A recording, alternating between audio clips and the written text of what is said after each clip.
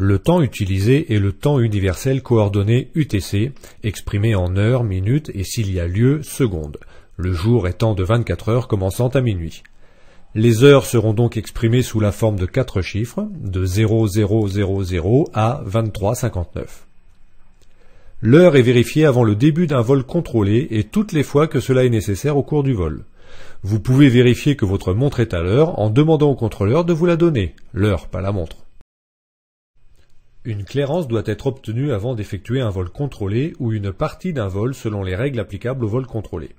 Cette autorisation est demandée en soumettant un plan de vol à un organisme de contrôle de la circulation aérienne. Rappelez-vous, un plan de vol est la transmission des éléments de votre vol, ne confondez pas avec le plan de vol déposé que vous avez vu dans la première partie de ce cours sur les règles de l'air. En pratique, lorsque vous annoncez vos intentions au contrôleur, c'est un plan de vol. En retour, il vous donnera une clairance. Un exemple volontairement très simplifié. Vous annoncez Groland Airport, Fox Golf Alpha Bravo Charlie, demandons à transiter dans votre zone à 3000 pieds. Le contrôleur vous répondra Fox Golf Alpha Bravo Charlie, transitez à 3000 pieds, rappelez en sortie. Vous avez fourni les éléments de votre vol, votre plan de vol. Le contrôleur vous donne la clairance de transit. Si vous demandez une autorisation comportant une priorité, vous devrez fournir un rapport exposant les motifs de cette demande à l'organisme intéressé du contrôle de la circulation aérienne. En vol, vous devez respecter le plan de vol, que ce soit un plan de vol déposé ou le plan de vol en vigueur.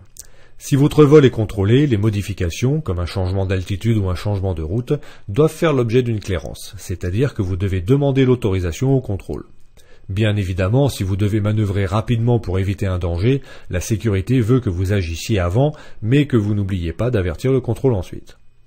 Des écarts involontaires sont possibles et sont prévus par la réglementation. Si l'aéronef s'est écarté de sa route, le pilote rectifie le cap immédiatement afin de rejoindre la route le plus tôt possible. Si la vitesse vraie moyenne diffère ou risque de différer de plus ou moins 5% par rapport à la valeur indiquée dans le plan de vol, l'organisme intéressé des services de la circulation aérienne est avisé. Enfin, si votre heure estimée d'arrivée à un point de compte-rendu dépasse de 3 minutes par rapport au temps notifié au contrôle, vous devez lui donner votre nouvelle heure estimée dès que possible. Enfin, si la météo se dégrade et que vous ne pouvez plus poursuivre votre vol en VFR, vous devez demander une clairance afin de maintenir les conditions VMC, en changeant de route par exemple. En CTR, vous demanderez une clairance VFR spéciale, ou si votre avion est équipé et que vous êtes qualifié, vous pouvez demander à passer en IFR.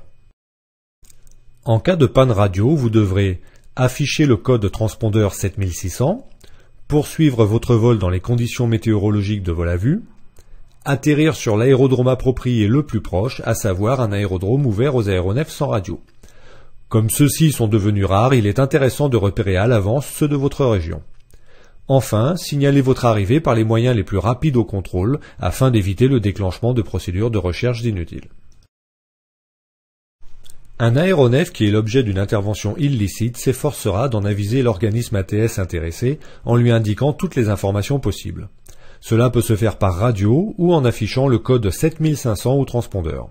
Les organismes de la circulation aérienne donneront la priorité à l'aéronef et lui apporteront toute l'aide possible. Si vous pensez que les détournements ça n'arrive qu'au gros, vous vous trompez. Il est malheureusement arrivé plusieurs fois que des malfaisants s'emparent d'un avion léger ou d'un hélicoptère avec son pilote.